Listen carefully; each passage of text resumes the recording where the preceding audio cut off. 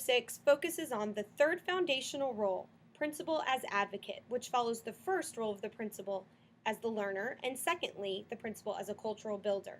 At the opening of this chapter, the reader is faced with an opening vignette in which Curtis, an assistant principal in a school that has seen dramatic changes in its community, is faced with incredible changes. Because of a homogeneous community transforming into a heterogeneous society, Curtis, the assistant principal, has had to learn to be an advocate to promote learning for all students. There are four major reasons why it is believed that the principal's role as an advocate is foundational to the success of the principalship.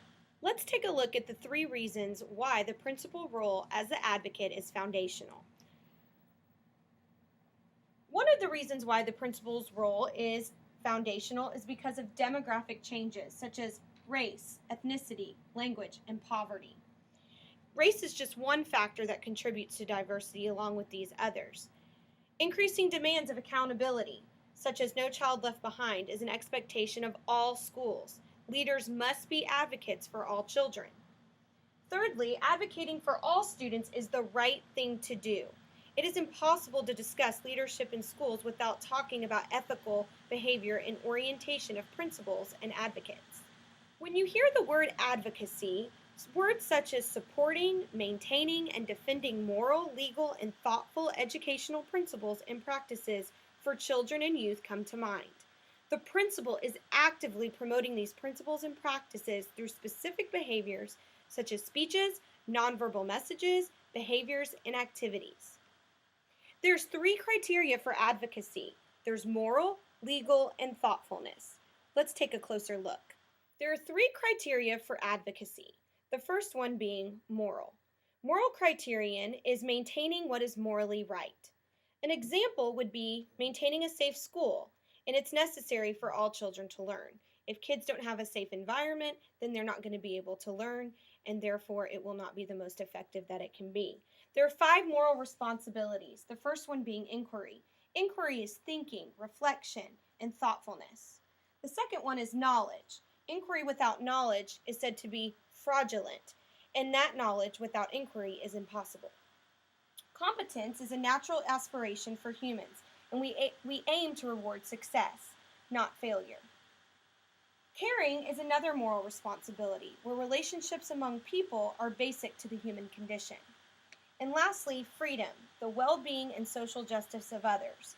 Preserving and protecting freedom and well-being and being able to help youth be able to change things to the way that they ought to be is essential as a moral responsibility. And as a leader, you have to be able to foster all 5 of these factors in order to have use your moral compass. The second criteria for advocacy is legal.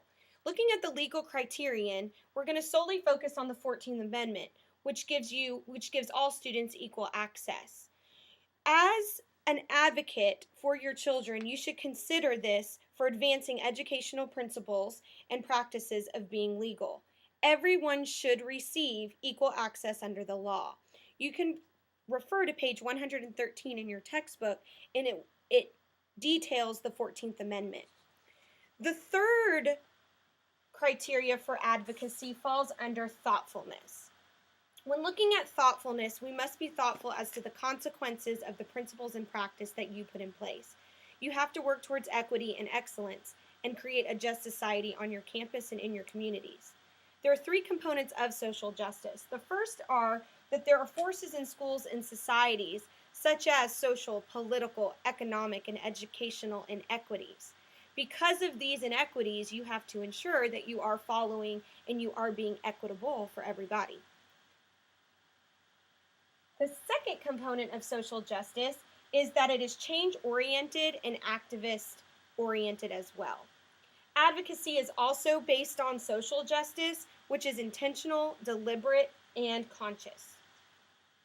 It is the responsibility of everyone to address these components. PLCs on your campus must recognize the institutional forces both inside and outside of the school. Become change-oriented and seek to solve problems of learning and become activists for social justice. PLC educators must be intentional, they must be deliberate, and they must respond to the instructional forces that do marginalize students if they are to be advocates. As the administrator on your campus and as an advocate for all children, you are transformative. Moral transformative leadership focuses on the use and abuse of power in school settings. Transformative leadership seeks to unearth how leadership practices generate and perpetuate inequities in the marginalization of members of the learning community who are outside that dominant culture. Lastly, principals as transformative leaders help to create activists to bring about the democratic reconstruction of society. You have to be open-minded and willing to see and hear other people's differences in order to accommodate and include and have an inclusive campus and an inclusive community. Before exploring the principal as an advocate, we need to dive deeper into social justice for advocacy and what it means to have and be socially just. First of all, as a leader, we have to understand our own identity. We have to understand our own race. We have to understand our own abilities, our own genders, our own languages, our own religions, and our influence as our role as advocate. The book quotes, "By virtue of the way power and privilege in a society and a school is determined, these characteristics carry with them power and privilege. Understanding how our own characteristics, our history, and our roles help us focus, but also in how they may limit our focus in critical learning to be an effective advocate. Reflecting critically on our own identities as learners and reflecting on our position as administrators influences our practice as an advocate for social justice on our campuses." When looking at a social justice context, there are barriers to the role. For example, there are lots of controversial issues such as programming for gays, lesbians, bisexuals, and transgender individuals. Actions by administrators in some places that support these groups of people are often seen as promoting a political agenda or an alternative lifestyle, when really, in reality, they're just supporting all. The nature of educators is another barrier to this role of social justice. Some teachers reject practices that are more inclusionary for students with disabilities because they claim it impacts their classroom routines and practices. Again, being open-minded and putting yourself in the role of the learner is going to help you make, equitable decisions. The intensity of the role of the educator is another barrier. Some teachers and administrators reject professional developments on social justice issues, not because they're opposed to all students learning, but because of this mammoth amount of mandates, programs, and demands on them. There are several priorities when looking at social justice, and especially being an advocate for social justice. Fostering new meanings about diversity is the first priority. Developing official ceremonies, public relations events, and meetings provide opportunities to help individuals develop shared meanings about diversity and social justice. The more awareness that you bring, the more open people will become. Promoting inclusive practices on your campus and within the school promotes forms of teaching and learning that enable diverse students to succeed, and molding these school cultures that embrace and support diversity. And lastly, promoting diversity is a priority. Building connections between schools and communities. Teachers have to look beyond the classroom, and principals must also look beyond the classroom and connect with school members to find resources to enhance diversity and social justice. Protect students from negative influences and provide services to enhance the community as well as students. Knowledge is power. The more people know, the more aware they are, the more open people will become. There are 6 priorities identified with principals in multi-ethnic schools. The first one is the demand that staff members value and how they cohere with principles of social justice and equality. The second one is insisting that staff members demonstrate a willingness to understand the cultures and background realities of their students and school communities. If teachers are unwilling to listen, there's no way that they're going to take anything in. And as a leader, you have to make everybody feel open and comfortable enough to at least listen and demonstrate a willingness to understand. Third, recruiting and retaining staff members with cultural and ethnic backgrounds similar to those present in the school community helps. When we see people like ourselves, not only are we naturally more comfortable, but it also allows for a more open, inviting, and understanding environment. Positioning the school firmly within the immediate and broader societal context also will help.